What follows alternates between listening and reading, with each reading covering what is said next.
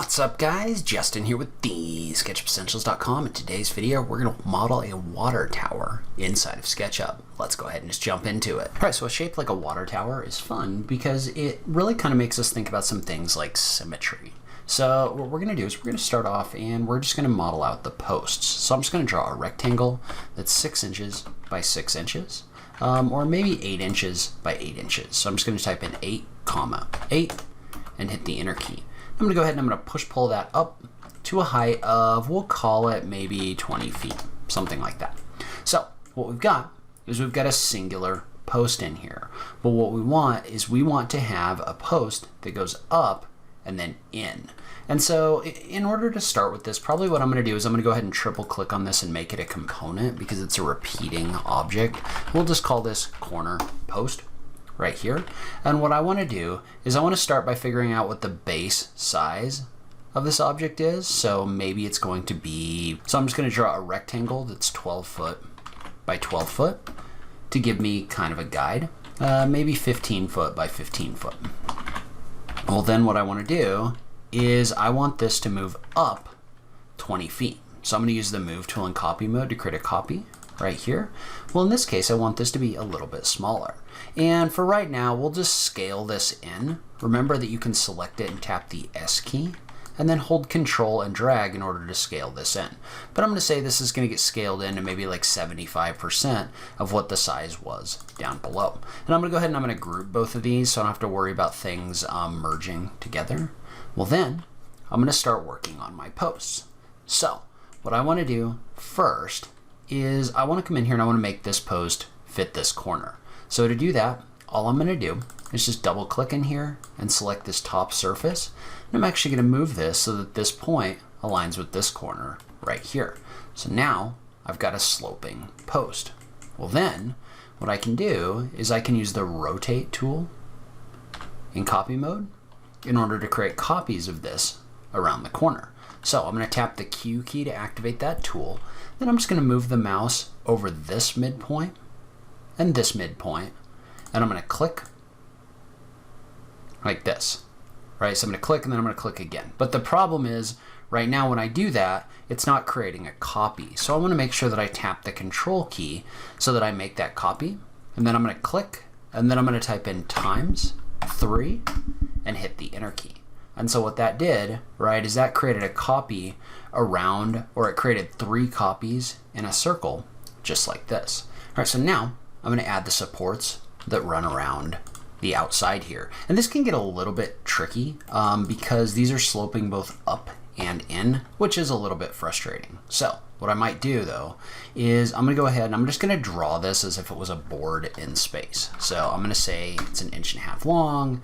I'm going to say it's 7.5 inches deep, and we're just going to make this into a rectangle that we can use as a profile like this. So now I can take this whole thing and I can extrude it along this length, knowing that it doesn't really follow along with this slope. So what I'm going to do is I'm actually going to come in here and I'm going to rotate it just a little bit so that it kind of aligns with this edge. What I'm going to do is I'm going to push pull this to the edge right here.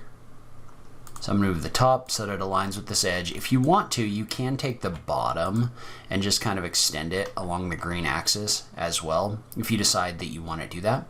That's just kind of up to you depending on the level of detail that you want to get to. But I'm going to do the same thing over here. So now we've got the board along the surface, and we're just going to do the same thing, right? I'm just going to triple click on it. I'm going to make it a component, and we're going to call this central support. Probably not even the best name for that, but that's okay. And then we'll just do the same thing we did before where we find that middle point on the bottom and use the rotate tool in copy mode to create 4 copies. So we're going to do times 3, hit the enter key. I guess we'll create 3 copies so we have 4 total. And again, if you wanted to, you could come in here and try to make these like a line over the top. I'm not going to worry about that right now. I'm just going to take these and I'm just going to put them in a group.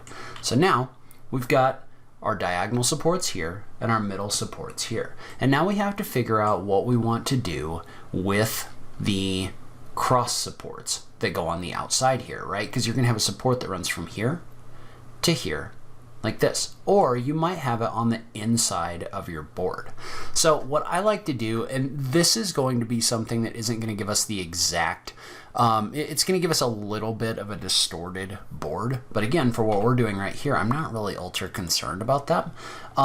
So we're going to go ahead and we're just going to basically find a middle point right here, and we're going to create something that's the dimensions of whatever we want this to be.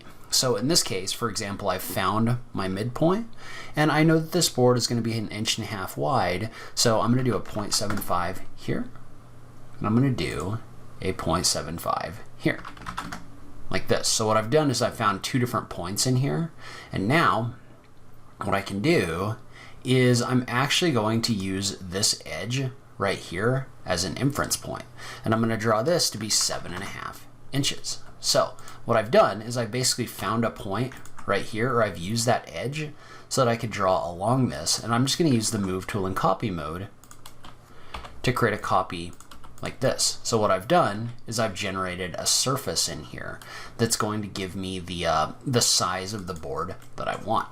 Well, then I'm just going to use the move tool in copy mode and move this across, and I'm actually going to scale it to -1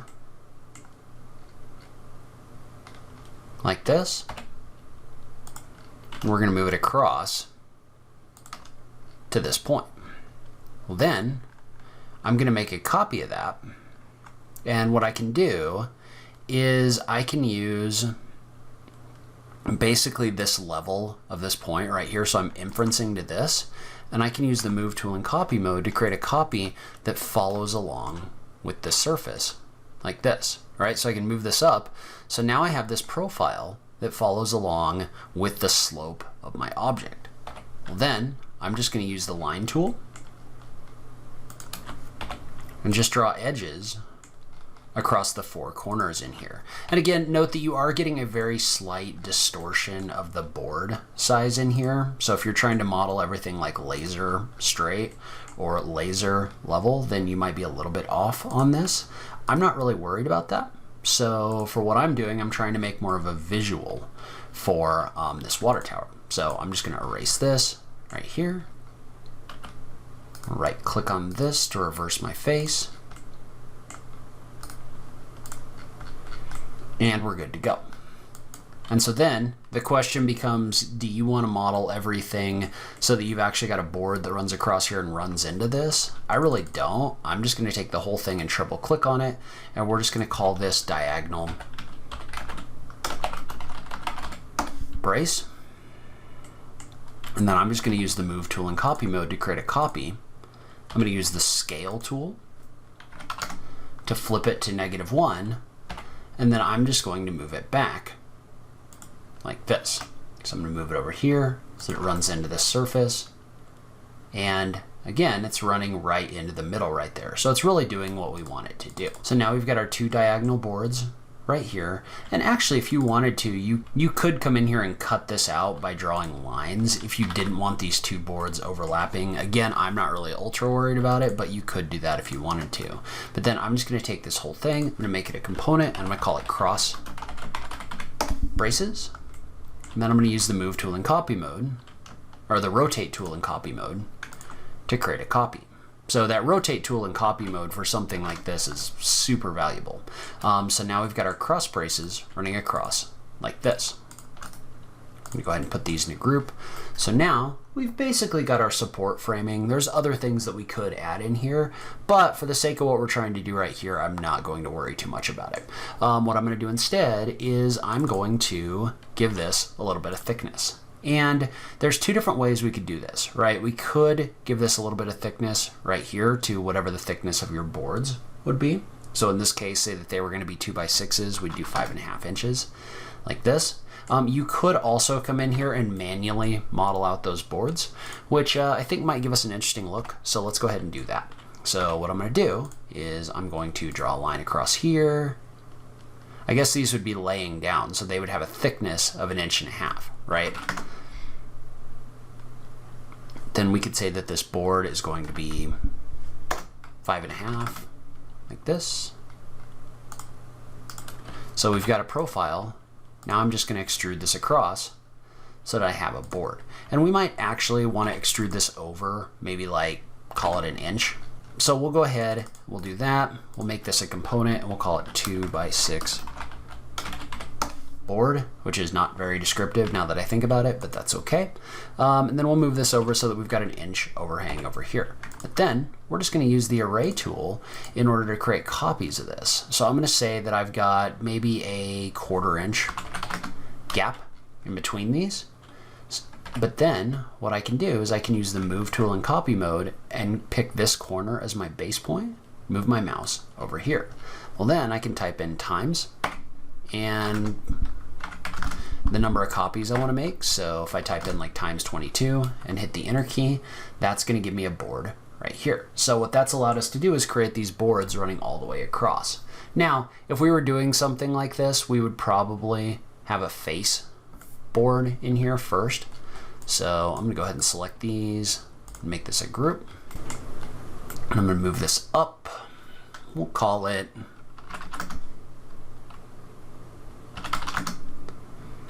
5.5 inches.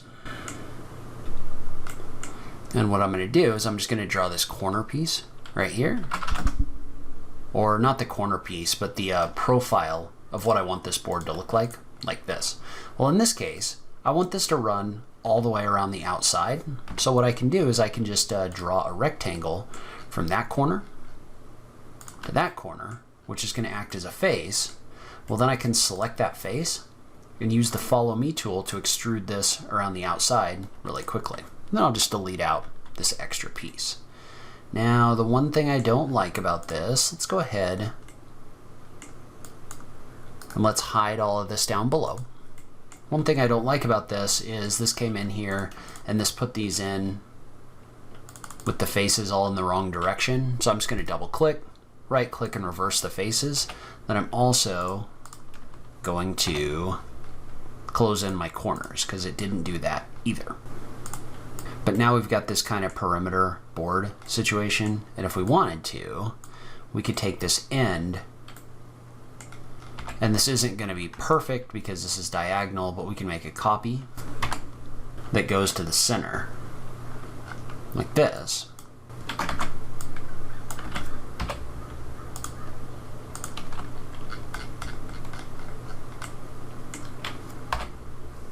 So something like this. This might not be exactly the way that you build this, but I think it looks pretty good for what we're trying to do in this video. So then we're going to do an edit, unhide all, and I am going to save my model because I haven't done that yet. So now I'm going to take these two objects and put them in a group. And then I'm going to find the middle of this whole thing using guides. And so what I'm going to do is I'm going to draw a line straight up like this so that I can see where my water tower should go for the actual tank itself. So I'm just going to draw a circle like this. Then what I might do, because this is going to be a little bit clunky when we draw it up, it's not going to be very smooth, is I might take this and I might change the number of segments to like 48 or something like that. But now we've got our tank in here, and I'm just going to push pull this up a little bit. So I'm going to push pull this up, and what I'm going to do is I'm going to push pull this up maybe like 2 foot 6 inches. And what I want to do at 2 foot 6 inches is I want to offset this out a little bit because I'm going to draw kind of the band that runs around the outside of this that might support this. So then I'm going to go up another 2 foot 6 inches, offset it out again, and then we'll draw this up 2 foot 6 inches again. And all I want to do with these is I just want to push pull them up and down just a little bit to give this a little bit of detail. So say this was going to go 1 3/4 inches that way and 1 3/4 inches that way. Well, now what I can do is I can come in here and just double click, and it's just going to extrude to 1 3/4 inches. And actually the height on this is a little funky, and since I'm not really super worried about my dimensions, what I can do is I can just scale it up a little bit to make it taller.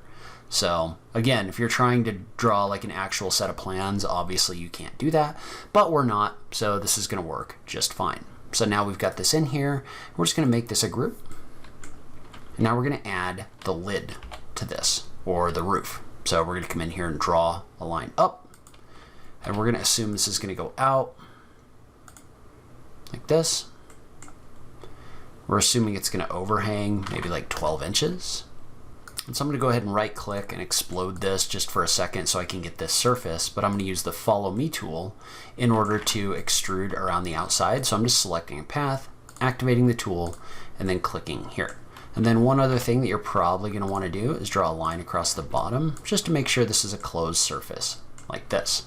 All right, and then finally, just for fun, let's add a tube or a pipe that's coming off of this, almost as if this was being used for like a train or something. So what I'm going to do is I'm going to start by just drawing a circle like this. I'm going to draw that circle out a little bit. I'm going to move it away. Whoops, we may want to. So I'm going to start by putting this in a group so my geometry doesn't merge like this. Then we'll just add our pipe in here. And it's going to start off pretty big, so maybe we'll call it like 12 inches or something like that. And I'm going to move it off of this building.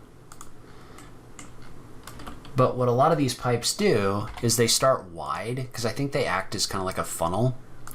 And then they kind of move inward a little bit, like this. So what I'm able to do is I'm able to pull this up, like this. And then just keep scaling it in order to give me kind of a taper to this object. And so then we're going to say that this is going to push-pull up a little more. And so now what I want it to do is I want this to move up and then out. So the way that I'm going to do that is I'm going to find the center of this point right here. And I'm just going to draw an edge that goes up. Then I'm going to take the edge, have it go up a little more, and have it go across. So something like this right here. And so what I can do is I can select these edges and then use the follow me tool to extrude this along that surface. And then if we wanted to, we could come in here and we could scale the faces like this. So I could scale this around center just by holding the control key and picking that corner. I could do the same thing right here, like this. And then just real quick, we can apply some materials to this. So for example, I can go to wood and I can use one of the built-in materials for right now. We could also import our own materials if you wanted to. That would make this a pretty long video though, so we're not gonna worry too much about that for right now. Instead, we're just gonna pick maybe like the wood, plywood for right now, and we're just gonna apply that to these objects down below.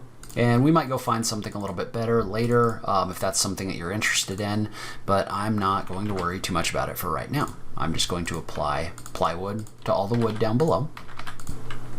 We'll go ahead and apply this plywood veneer to this object right here as well. The other wood materials just don't really look as good. So this might be a good place to add a custom material, but this will work for right now. So then we're going to come in here, and what I want to do here is I actually want to apply a material that looks like wood boards. So right now, for example, if I go in and I pick like the siding material right here, what I want to do is I want to pick a siding material that looks like a weathered cladding. In this case, we're going to go with this one right here. So we're going to go ahead and we're going to apply that to these surfaces. And one thing that we might do is we might make it a little bit bigger. So we can go into our settings, make this like a 6 foot or something like that, just like this.